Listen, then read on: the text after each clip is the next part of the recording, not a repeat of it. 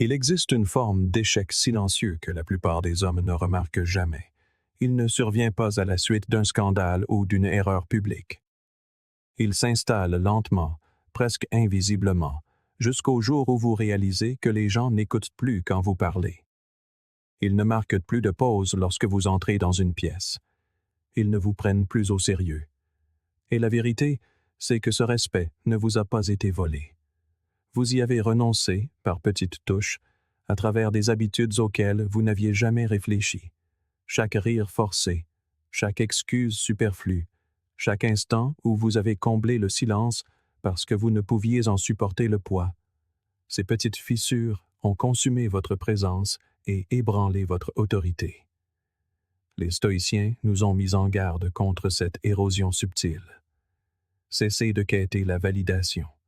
Cessez de vous justifier. Cessez de supplier pour être compris. Le respect ne se perd pas d'un seul coup.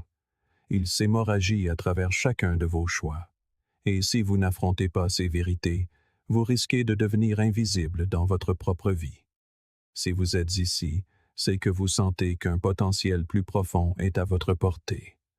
Envisagez aussi de vous abonner.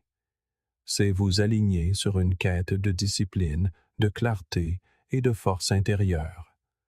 Voyez-le comme un pas dans la pratique stoïcienne, un engagement à façonner une vie où votre silence a du poids et où votre présence commande le respect. Premièrement, parlez plus que vous n'agissez. La plupart des gens ne réalisent pas à quelle vitesse leurs mots perdent de leur valeur. Nous avons tous vécu ce moment où, plein d'enthousiasme, nous parlons à un ami d'un projet, d'une entreprise à lancer ou d'un changement de vie imminent. Au début, la sensation est agréable. Parler de ses plans procure une petite montée d'adrénaline, une étincelle de motivation, presque comme si l'objectif était déjà atteint. Mais avec le temps, si ces mots ne se transforment jamais en action, votre entourage commence à le remarquer. Ils ne le diront peut-être pas à voix haute, mais ils penseront « Il parle beaucoup, mais il ne se passe jamais rien ». Lentement, sans que vous vous en rendiez compte, la confiance en votre parole s'érode. Et une fois que votre parole perd son poids, regagner le respect devient une bataille ardue. Pensez à la réaction des gens face à quelqu'un qui travaille en silence et, soudain, présente des résultats. Cela capte l'attention, car cela déjoue les attentes. Vous n'étiez pas occupé à chercher la validation ou à expliquer ce que vous alliez faire. Vous étiez concentré sur le travail. Cet élément de surprise crée un impact. Épictète l'a dit clairement. N'expliquez pas votre philosophie. Incarnez-la. Le même principe s'applique à votre vie. N'expliquez pas vos objectifs. Ne vantez pas votre avenir. Construisez en silence et laissez vos résultats parler pour vous. Les mots peuvent impressionner un instant, mais les actions vous définissent pour une vie. Psychologiquement, parler excessivement de vos plans peut tromper votre cerveau en lui faisant croire que vous avez déjà accompli quelque chose. Carl Jung a noté « Vous êtes ce que vous faites, pas ce que vous dites que vous ferez ».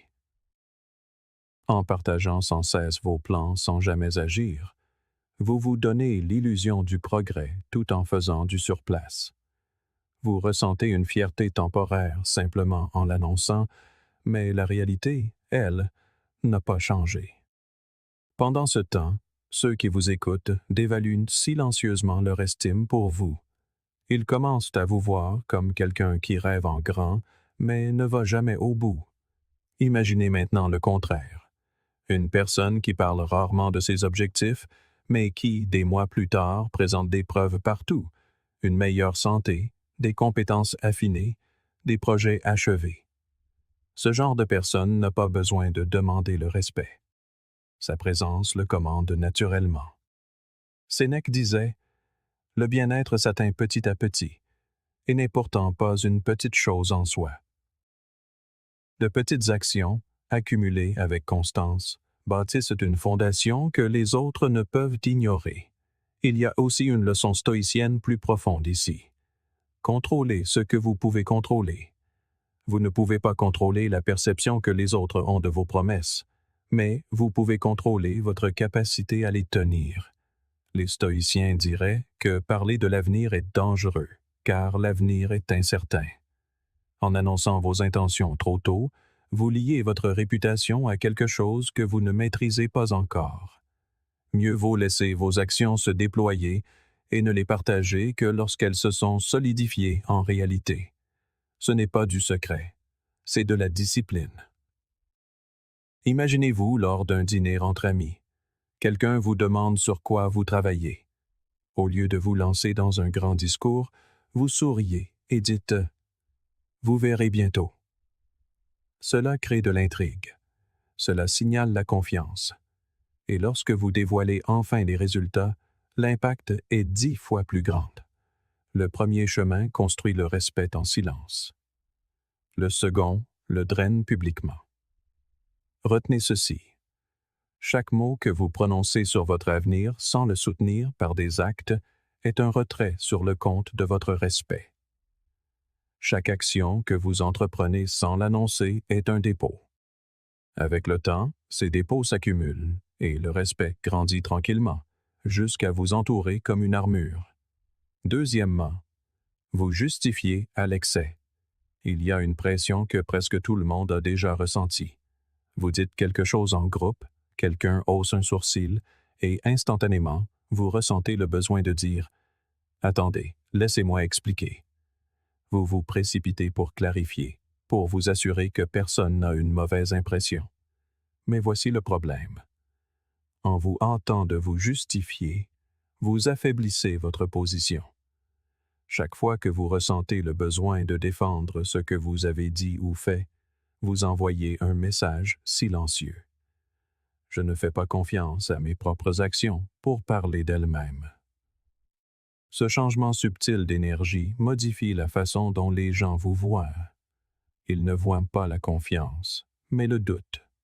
Marc Aurèle a dit « L'opinion de 10 000 hommes n'a aucune valeur si aucun d'eux ne connaît le sujet. » Lorsque vous vous justifiez à l'excès, vous donnez du pouvoir à des opinions qui n'en méritent pas. Pensez aux personnes que vous respectez naturellement. Elles ne se débattent pas avec chaque interprétation erronée. Elles restent calmes, ancrées, sachant que le temps et les résultats corrigeront les perceptions. Épictète enseignait « Si jamais vous êtes tenté de chercher l'approbation extérieure, réalisez que vous avez compromis votre intégrité. Si vous avez besoin d'un témoin, soyez votre propre témoin. » Cesser de se justifier, c'est reprendre son pouvoir. C'est dire au monde, sans mots, « Je sais qui je suis ». Vous finirez par le comprendre. Le respect grandit dans le silence. Imaginez ce scénario. Lors d'une réunion, quelqu'un déforme vos propos. Au lieu de bondir en disant « Ce n'est pas ce que je voulais dire », vous faites une pause, restez calme et continuez sans vous défendre. L'Assemblée le ressent. Ce mystère crée du poids. Sénèque a écrit « Ce n'est pas l'homme qui a trop peu qui est pauvre, mais celui qui en désire davantage. » Se justifier à l'excès, c'est désirer. Désirer être compris. Désirer l'approbation. Quand vous ne désirez plus, vous apparaissez riche en maîtrise de soi, et c'est précisément ce qui commande le respect. Cela ne signifie pas qu'il ne faut jamais rien clarifier. Mais la clé est le discernement. Si chaque petit malentendu vous fait réagir, vous habituez les gens à vous voir comme quelqu'un de facilement ébranlable. Un autre problème de la surexplication est qu'elle dilue votre message. Plus vous en dites, plus l'auditeur devient confus. Une personne confiante sait que toutes les pensées n'ont pas besoin d'être disséquées. Voici quelque chose de puissant. Lorsque vous cessez de vous expliquer, vous forcez les autres à rester avec leur propre interprétation. Votre silence devient un miroir dans lequel ils voient leurs propres suppositions. Platon l'a dit simplement. Les sages parlent parce qu'ils ont quelque chose à dire, les sots parce qu'ils doivent dire quelque chose. La surexplication vous range dans la seconde catégorie. Le silence, au contraire, vous positionne comme le premier. Le paradoxe est que moins vous vous expliquez, plus les gens cherchent à vous comprendre. Le mystère crée une forme de gravité. La prochaine fois que vous ressentirez le besoin de vous justifier, arrêtez-vous. Respirez. Demandez-vous.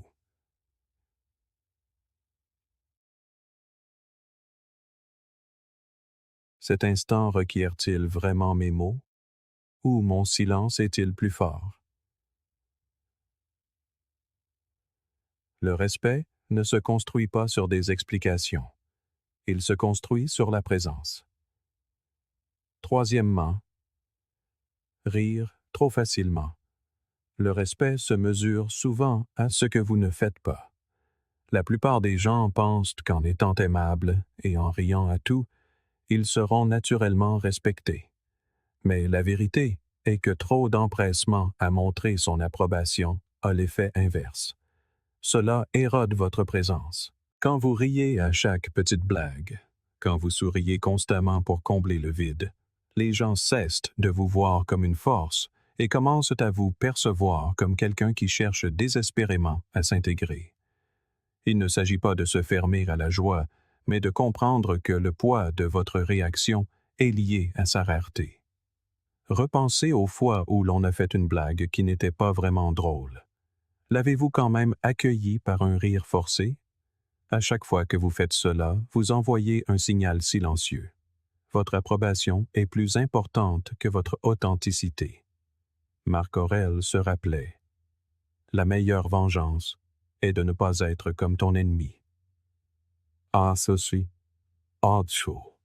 La meilleure réponse à une blague irrespectueuse n'est pas d'y répondre par le rire, mais de rester calme et stable. Les stoïciens accordaient une immense valeur au contrôle des expressions émotionnelles. Si vous êtes prompt à sourire ou à rire de tout, vous semblez moins maître de vous-même et plus désireux d'être accepté. Et ce désir ardent n'inspire pas le respect. Il invite au dédain. Pensez maintenant à ceux qui ne rient pas facilement. Remarquez le poids que leurs rares expressions portent. Quand ils rient, la salle est attentive.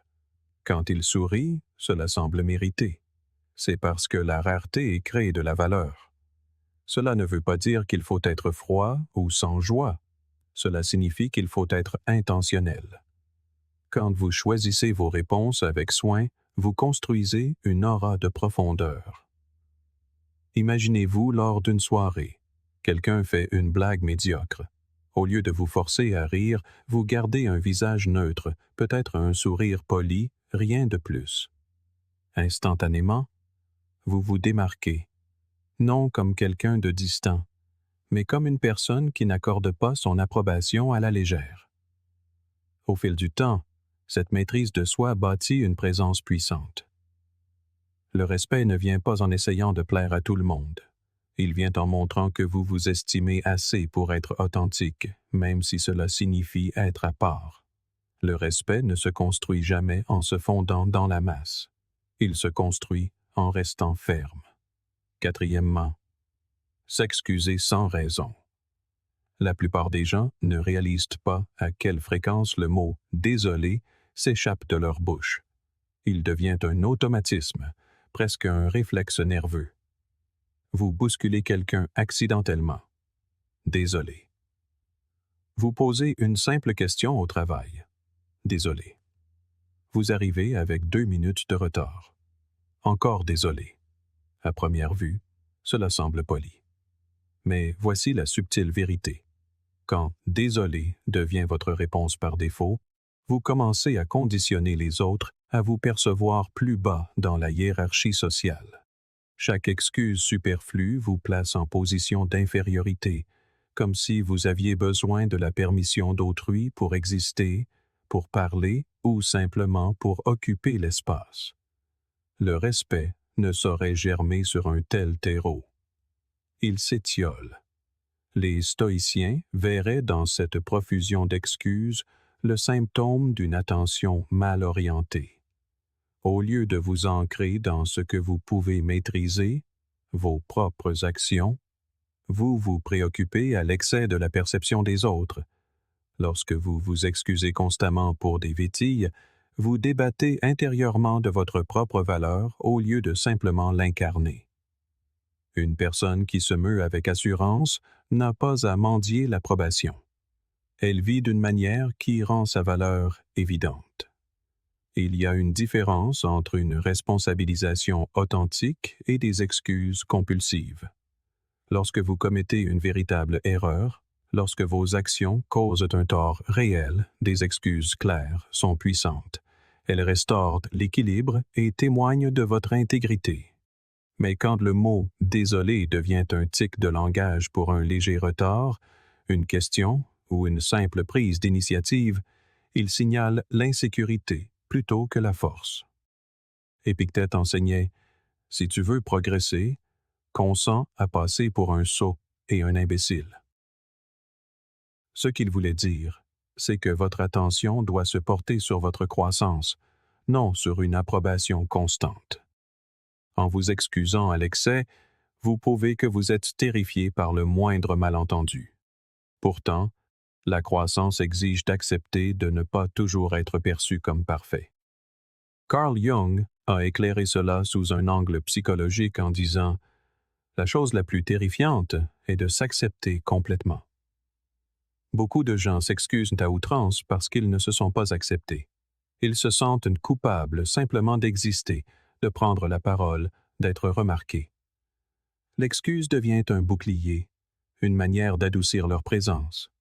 Mais lorsque vous vous acceptez pleinement, vous réalisez que vous n'avez pas besoin de vous faire plus petit. Vous n'avez pas besoin de faire précéder vos pensées d'un désolé. Vous pouvez être là, tel que vous êtes, sans vous justifier ni vous diminuer. S'excuser excessivement change aussi la façon dont les autres vous traitent. Pensez à quelqu'un qui commence chaque phrase par « désolé ».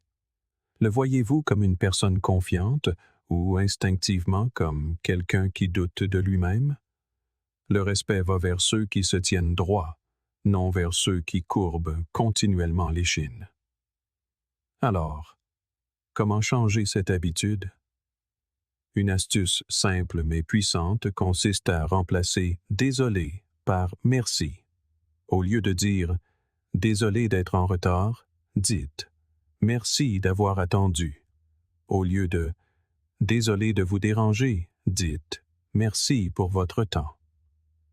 Ce petit changement modifie entièrement l'énergie.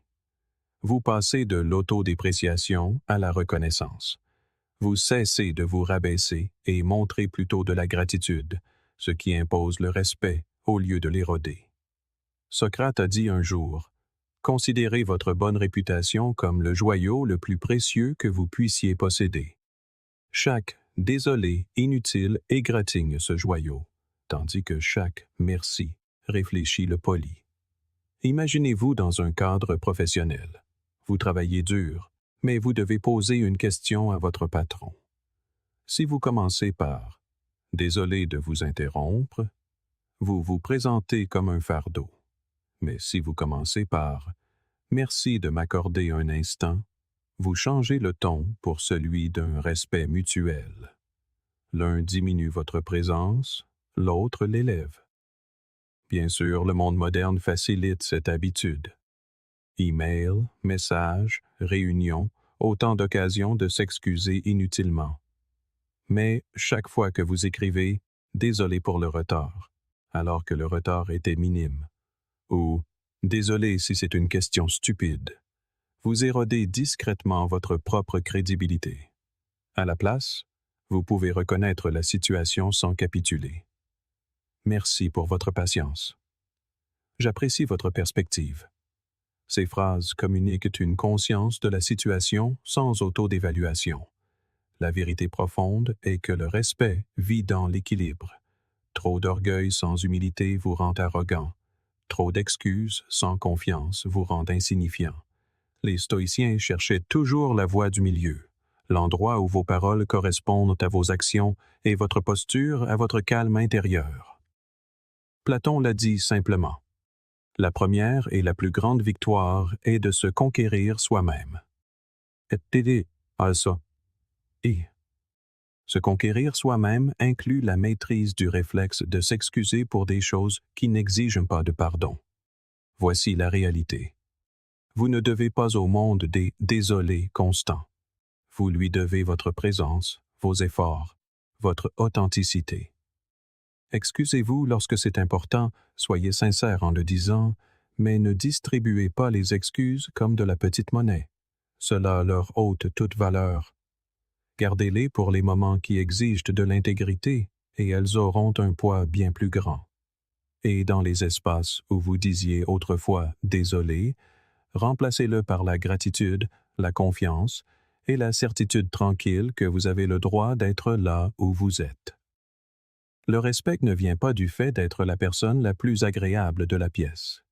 Il vient du fait d'être assez stable pour connaître sa valeur sans avoir à la proclamer, et assez fort pour corriger ses erreurs sans s'avilir. Lorsque vous vivez ainsi, vous ne vous diminuez plus par des excuses inutiles. Vous vous épanouissez par votre présence, votre gratitude et votre dignité. Et les gens, sans même s'en rendre compte, commenceront à vous traiter différemment. Ils vous écouteront plus attentivement. Ils respecteront votre parole. Ils sentiront le poids de votre présence. Il y a quelque chose dans le silence qui met les gens mal à l'aise. Pensez-y. Lorsqu'une pause s'étire dans une conversation, la plupart des gens ressentent une envie presque physique de se lancer, de dire quelque chose, n'importe quoi, juste pour briser la tension. Nous sommes tous passés par là, remplissant l'espace de bavardages nerveux ou de mots vides de sens parce que le silence semblait trop lourd. Mais voici la vérité. La personne capable de soutenir le silence sans ciller est celle qui détient une véritable autorité. Lorsque vous vous réfugiez trop vite dans les mots, vous abandonnez votre pouvoir. Lorsque vous restez calmement dans la pause, vous le reprenez. Les stoïciens le comprenaient profondément. Marc Aurèle se rappelait souvent que les événements extérieurs n'ont d'importance que dans la mesure où notre esprit le leur permet. Il écrivait « Tu as le pouvoir sur ton esprit, pas sur les événements extérieurs.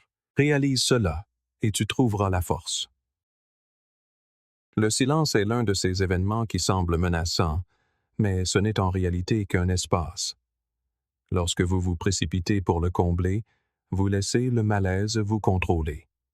Lorsque vous le tenez, vous prouvez que c'est votre esprit, et non vos nerfs, qui est aux commandes.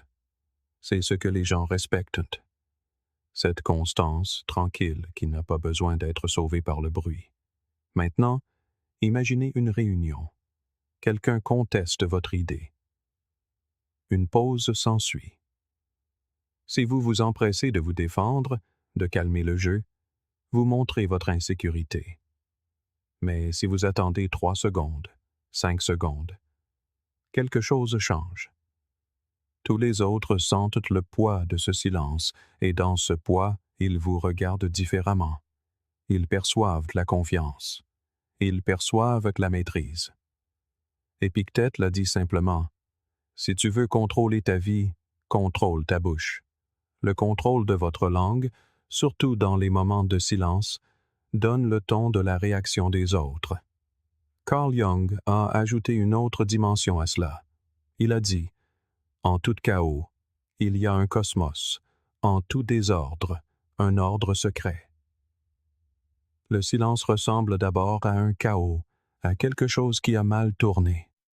Mais si vous lui faites confiance, le silence révèle un ordre. Il vous montre qui est nerveux, qui est impatient, qui ne supporte pas la tension. Pendant que tout le monde s'agite pour combler le vide, votre calme devient magnétique.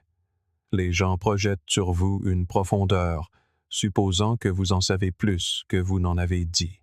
En vérité, vous êtes peut-être simplement immobile, mais votre retenue crée l'illusion de la sagesse et de l'autorité. Sénèque a également parlé de cette idée de retenue en disant « C'est la qualité plutôt que la quantité qui importe. » Le même principe s'applique à vos paroles. Si vous parlez constamment juste pour rompre le silence, vos mots perdent de leur poids. Mais si vous parlez moins et laissez le silence faire une partie du travail, chaque mot que vous choisissez finalement a plus de valeur. Le silence aiguise votre présence comme l'immobilité aiguise une lame. Bien sûr, le silence n'est pas toujours facile. Notre culture valorise les réponses rapides, la communication constante, les réactions instantanées. Faire une pause semble risqué. Et si les gens pensent que vous ne savez pas quoi dire? Et s'ils supposent que vous êtes faible? Mais voici le paradoxe. La personne qui peut faire une pause sans crainte est perçue comme la plus forte de la pièce. Socrate a dit un jour, « Le commencement de la sagesse est la définition des termes. » En gardant le silence, vous redéfinissez les termes de la conversation. Vous montrez que vous ne jouez pas selon les règles de l'urgence et de l'insécurité. Vous opérez à votre propre rythme, et ce rythme devient celui auquel les autres doivent s'adapter. Considérez le silence comme un outil plutôt qu'une menace. Dans une dispute, il peut désamorcer l'escalade. Quand quelqu'un vous insulte, le silence peut retentir comme un coup de tonnerre, plus lourd que n'importe quelle réplique. Dans les négociations, le silence force l'autre partie à en révéler plus que prévu, car la plupart des gens ne supportent pas la pression. Il y a aussi un avantage personnel. Le silence vous permet de réfléchir. Lorsque vous résistez à l'envie de combler chaque vide, vous vous donnez l'espace de traiter l'information, de réfléchir, de choisir vos mots avec soin. Aristote croyait que la patience est amère, mais son fruit est doux. La patience de garder le silence est amère au début. Elle semble inconfortable, contre nature. Mais le fruit est doux, car lorsque vous parlez enfin, vos mots atterrissent avec clarté et force. Vous paraissez moins réactif et plus réfléchi, et les gens respectent naturellement cette différence. Prenons un exemple concret. Imaginez que vous êtes à table et que quelqu'un vous lance une pique subtile. L'instinct habituel est d'en rire, de vous expliquer ou de riposter rapidement. Mais si vous le regardez simplement, maintenez le contact visuel et laissez le silence s'installer, l'effet est puissant. C'est l'autre qui ressent la tension, pas vous. Toute la table la ressent. Et soudain, le respect change de camp. Vous n'avez pas argumenté. Vous ne vous êtes pas battu.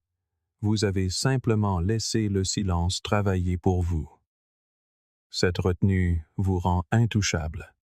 Sénèque nous a un jour rappelé « Aussi longtemps que tu vivras, continue d'apprendre à vivre. » Le silence est une de ces leçons qui ne cesse d'enseigner. Chaque fois que vous résistez à l'envie de le combler, vous en apprenez un peu plus sur votre propre force. Vous réalisez que vous n'avez pas à courir après l'approbation avec des mots constants. Vous n'avez pas à prouver que vous êtes à l'aise en parlant. Vous pouvez simplement être. Et dans cette immobilité, les gens commencent à s'adapter à votre présence plutôt que l'inverse. Il est facile de repérer les grands moments de manque de respect, une dispute, une insulte directe ou quelqu'un qui essaye de vous embarrasser devant les autres. Mais la vérité est que le respect que vous inspirez ne s'effondre généralement pas dans ces grands moments. Il s'érode dans les petits, le sourire en coin, le regard dans l'air, le commentaire sarcastique. Ces petites choses vous mettent à l'épreuve, et votre manière d'y répondre révèle à tout le monde qui vous êtes vraiment. Si votre visage vous trahit, si vous réagissez rapidement ou sur la défensive, vous montrez au monde que la plus petite poussée peut vous déstabiliser. Et une fois que les gens le savent, ils continueront de vous tester. Réagir à chaque petite pique, c'est comme distribuer gratuitement des morceaux de vous-même. Vous n'avez pas besoin de mener de petites batailles pour prouver votre force. La vraie force se prouve dans la capacité à rester stable lorsque les autres essaient de vous ébranler. Pensez à quelqu'un que vous respectez profondément. Est-ce que la personne qui sursaute à chaque commentaire, qui doit toujours riposter, qui semble déconcertée au premier signe de défi? Ou est-ce que la personne qui reste assise, calme, imperturbable, faisant douter les autres d'eux-mêmes? Épictète a dit « Toute personne capable de te mettre en colère devient ton maître. Elle ne peut te mettre en colère que si tu te laisses toi-même perturber par elle. » Au moment où vous réagissez à chaque manque de respect, vous avez cédé le contrôle. Mais lorsque vous restez ferme, vous demeurez votre propre maître.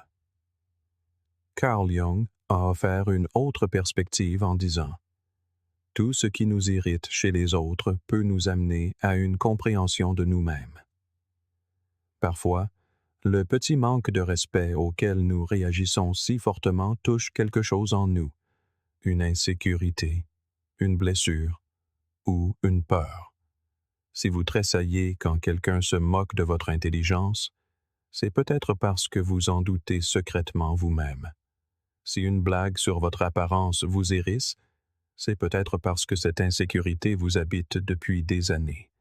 La perspicacité de Jung nous rappelle que le problème n'est pas le petit manque de respect en soi, mais la part de nous-mêmes que nous avons laissée sans protection. Maîtriser ce terrain intérieur vous rend beaucoup moins réactif au monde extérieur. Sénèque mettait également en garde contre le fait de donner trop d'énergie émotionnelle aux autres. Il écrivait « Combien il est préférable de guérir une blessure que de chercher à s'en venger. La vengeance gaspille beaucoup de temps et nous détourne de notre but. » Dans la vie moderne, la vengeance ne prend pas toujours la forme d'un duel ou d'une bataille. C'est parfois cette réplique cinglante que vous préparez pour prouver à quelqu'un qu'il a tort. C'est parfois le sourcil levé ou l'explication défensive. Mais tout cela vous vole du temps et de l'attention qui devraient être consacrés à ce qui compte vraiment. Chaque instant que vous passez à vous défendre contre de petites offenses est un instant volé à votre objectif. Maintenant, imaginez ceci. Vous êtes dans un groupe et quelqu'un vous lance une pique subtile. Tout le monde observe, attendant votre réaction. Si vous riez nerveusement ou répliquez sèchement, vous leur donnez la preuve qu'ils ont touché un point sensible. Mais si vous restez immobile, jetez un regard et laissez le silence s'installer sans ciller, vous avez changé l'énergie. Vous avez montré que vous ne vous laissez pas appâter par des futilités.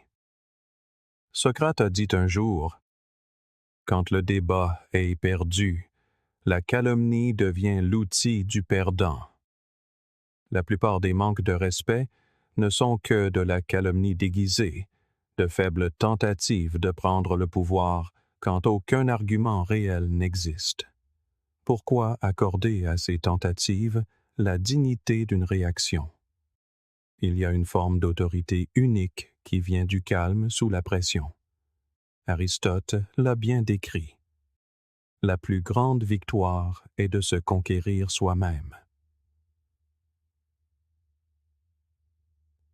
C'est cela, rester imperturbable. C'est une conquête de soi.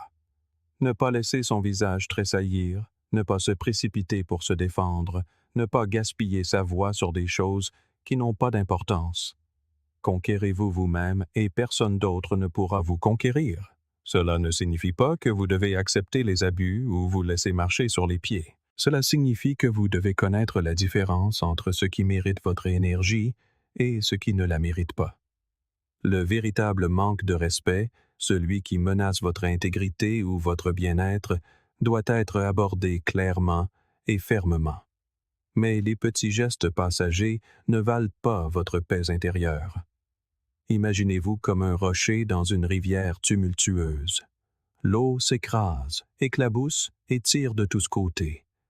Les pierres les plus faibles sont emportées, mais le rocher qui reste ferme devient celui que la rivière doit contourner. C'est ainsi que votre présence devrait se sentir face au petit manque de respect, immuable, ancré, stable. Les gens finissent par cesser d'essayer de secouer ce qu'ils ne peuvent pas déplacer. Le rappel de Sénèque résonne ici. Une gemme ne peut être polie sans friction, ni un homme perfectionné sans épreuve. Ces petits manques de respect, aussi agaçants soient-ils, sont des épreuves. Ils vous polissent. et il teste si votre sang-froid est réel ou juste une façade. Chaque fois que vous restez calme, vous devenez plus affûté, plus difficile à déstabiliser. Et plus vous devenez imperturbable, plus le respect afflue naturellement vers vous. Alors, la prochaine fois que quelqu'un essaiera de vous atteindre avec un regard en l'air, un sourire en coin ou une pique passagère, faites une pause. Ne laissez pas votre visage tressaillir. Ne vous précipitez pas pour vous justifier. Restez stable. Car le moment où vous cessez de réagir aux petits manques de respect est le moment où les gens réalisent qu'ils ne peuvent pas vous déstabiliser. Et rien n'impose plus le respect qu'une présence qui reste calme alors que tout le reste essaie de la secouer.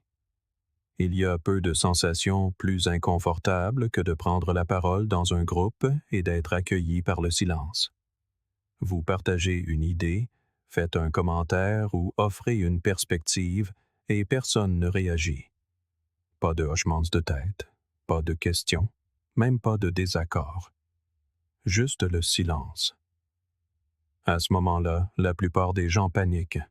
Ils pensent « Peut-être n'ai-je pas été clair » ou « Peut-être ne m'ont-ils pas entendu ».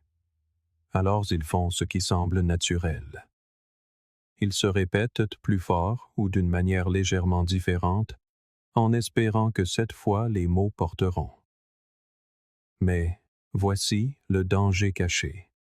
Se répéter ne rend pas vos paroles plus fortes. Cela les affaiblit. Cela signale à tout le monde que vous courez après leur attention au lieu de la commander.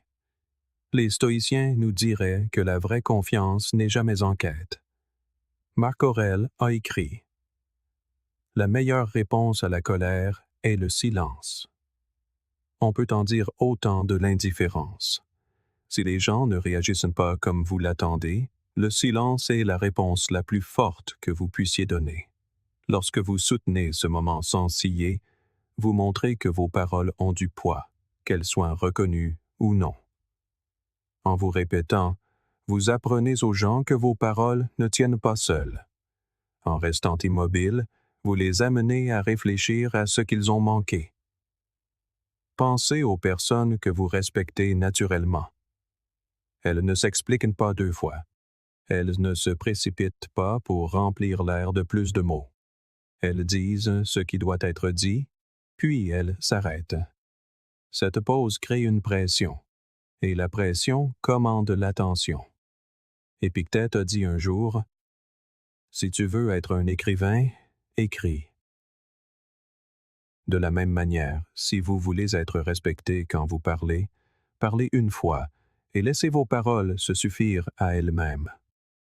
En ajouter ne renforce pas votre propos, cela le dilue. Si vos actions et votre présence ont du poids, vos paroles suivront naturellement.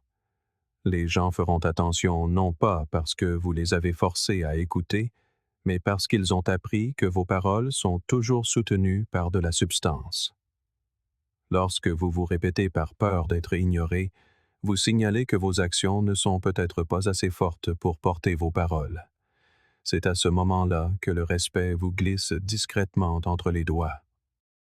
Sénèque a donné un conseil qui semble parfaitement adapté à de tels moments. Nous souffrons plus souvent en imagination qu'en réalité.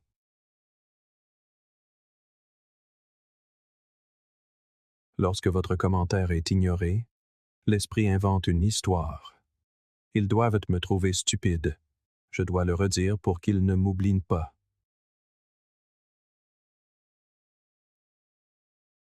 Mais souvent, le silence ne vous concernait pas du tout. Peut-être que les gens étaient distraits. Peut-être qu'ils étaient en train de réfléchir. Peut-être que ce n'était tout simplement pas le bon moment. La souffrance ne vient pas de leur silence, mais de votre réaction à celui-ci. En vous répétant, vous donnez vie à une peur qui n'était même pas réelle. Maintenant, imaginez un scénario différent. Vous dites quelque chose en réunion et cela ne suscite aucune réaction. Au lieu de répéter, vous restez calme. Vous buvez une gorgée d'eau. Vous laissez le silence planer un instant. Soudain, Quelqu'un d'autre commence à penser à ce que vous avez dit. Peut-être y reviendra-t-il plus tard, ou peut-être pas. Mais dans tous les cas, vous n'avez pas diminué votre présence en courant après la reconnaissance. Il y a aussi un avantage stratégique à laisser vos mots en suspens sans les répéter. Les gens commencent à réaliser que s'ils ne prêtent pas attention la première fois, ils n'auront peut-être pas de seconde chance. Cette rareté donne de la valeur à votre voix. Voyez les choses ainsi. Si quelqu'un vous tend un objet précieux, il ne vous le relance pas si vous le laissez tomber. Il vous laisse sentir le poids de ce que vous avez manqué. Vos paroles devraient fonctionner de la même manière. Dites-les une fois avec conviction. Si elles sont ignorées, laissez le silence en être la conséquence. Avec le temps, les gens se pencheront plus attentivement, car ils sauront que vous ne distribuez pas vos mots à la légère. Être ignoré est une friction. C'est blessant, mais c'est aussi une épreuve qui vous aiguise. Chaque fois que vous résistez à l'envie de vous répéter, vous devenez plus fort. Vous apprenez à ne pas dépendre d'un flot de paroles constant, mais de la force de votre présence et de la qualité de vos mots. Il existe une habitude subtile dans laquelle presque tout le monde tombe sans s'en rendre compte. Vous êtes au milieu d'une conversation, peut-être en train d'expliquer une idée ou de partager vos pensées, et au lieu de rester ferme dans vos paroles, vos yeux se mettent à errer. Vous balayez du regard les visages qui vous entourent, à la recherche d'une approbation, d'un sourire, d'un signe de tête qui confirme votre propos. En apparence, cela ressemble à une quête de connexion, mais en profondeur, le message est tout autre. Ce que vous dites vraiment, c'est « J'ai besoin que vous me disiez que tout va bien. J'ai besoin que vous confirmiez ma place ici. » Et à l'instant où les gens le sentent, le respect que vous espérez gagner commence à vous échapper. Les stoïciens y verraient un manque d'autosuffisance. Marc Aurèle a écrit « Je ne cesserai jamais de m'étonner. Nous nous aimons tous plus que les autres, mais nous accordons plus d'importance à leur opinion qu'à la nôtre. » Et nos ça sont pires. Chaque fois que votre regard cherche la validation dans la pièce, vous prouvez que l'opinion des autres pèse plus lourd que votre propre jugement. Le respect ne s'obtient pas en courant après l'approbation. Il naît de la fermeté de vos propres convictions, même si personne ne les reconnaît sur le moment. Pensez aux personnes que vous admirez. Leader, professeur, mentor. Scrutinent-ils constamment la salle à la recherche de signes d'approbation? Ou parlent-ils avec une certitude calme, comme si leurs paroles avaient de la valeur, que l'on hoche la tête ou non? Si vous ne vous êtes pas pleinement accepté, vous cherchez à l'extérieur des indices pour vous rassurer. Vous cherchez le réconfort dans l'approbation des autres, car assumer pleinement qui vous êtes peut sembler effrayant. Mais une fois que vous vous acceptez, votre regard cesse d'errer avec anxiété. Au contraire, vous choisissez avec soin où et quand porter votre attention. Et le paradoxe est le suivant. Lorsque vous cessez de chercher les regards, ce sont les autres qui commencent à chercher le vôtre. L'homme courageux énonce sa vérité et la laisse exister, que la salle applaudisse, garde le silence ou même soit en désaccord. Quand vos paroles découlent de la conviction plutôt que d'une soif de réconfort, vous passez du statut de suiveur à celui de leader. Le respect n'est pas accordé à celui qui scrute nerveusement les visages. Il est accordé à celui qui rend les autres nerveux, se demandant s'ils obtiendront son attention. Imaginez la scène. Vous parlez au sein d'un groupe et, au lieu de laisser vos yeux parcourir la pièce, vous maintenez votre regard fixe, peut-être sur une personne, peut-être dans le vague, mais vous ne courez pas après les réactions. L'énergie dans la pièce change. Les gens commencent à se pencher vers vous, se demandant ce qui se cache derrière votre calme. Ils réalisent que vous n'êtes pas désespérément en quête de leur approbation. Vous offrez vos paroles telles qu'elles sont, et qu'ils les reconnaissent ou non. vous restez inébranlable. Cette maîtrise de soi donne à votre présence plus de poids, plus d'importance. Socrate a dit un jour, « Connais-toi toi-même ». Lorsque vous cherchez constamment le contact visuel pour vous rassurer, c'est le signe que vous ne connaissez pas encore votre propre force.